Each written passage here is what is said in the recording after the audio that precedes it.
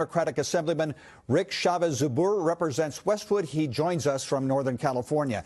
So, Assemblyman, from what I understand, you're asking for a Title VI of the Civil Rights Code review of what happened at UCLA and what's going on at the rest of the UC campuses. So people understand what that means. Explain that for us. Well, basically on campus for the last several weeks, we've had Jewish students who've been subject to harassment and intimidation from protesters on site, and basically doing things like denying them access to portions of the campus. A Jewish student was refused entry to certain buildings and their classrooms. They were being told that they could go in through back entrances. There was a case where we had one Jewish student who was attacked by 12 protesters while university security basically watched and did not engage.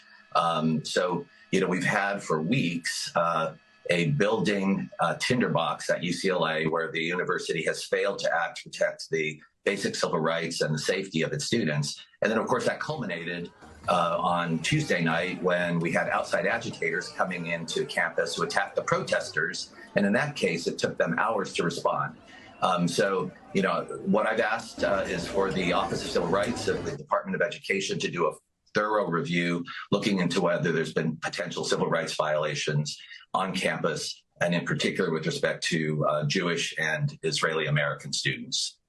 We just heard from the Republican leadership in the State Assembly that they want to revoke the financial aid for any student that was arrested as a result of violence. They want to take it out on the budgets of some of the administrators of these universities. Is this a bipartisan effort?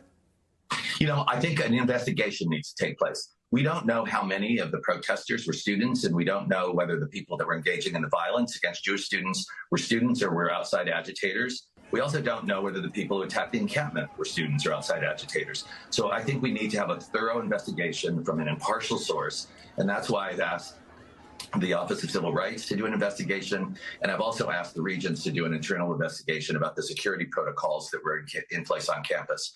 One of the things that the university was doing is they basically ceded control of large parts of the campus to protesters.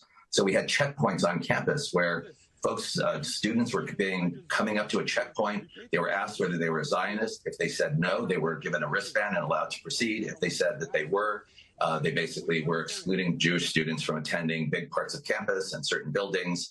And that is just not part of peaceful protest. Everyone has a right to engage in peaceful protest. That's a hallmark of our democracy, and I support that. But peaceful protest has to be consistent with making sure that we don't intimidate, harass, or engage in violence against any student, and that would be not only the Jewish students, but also the protesters. What grade do you give Gene Block, the chancellor at UCLA?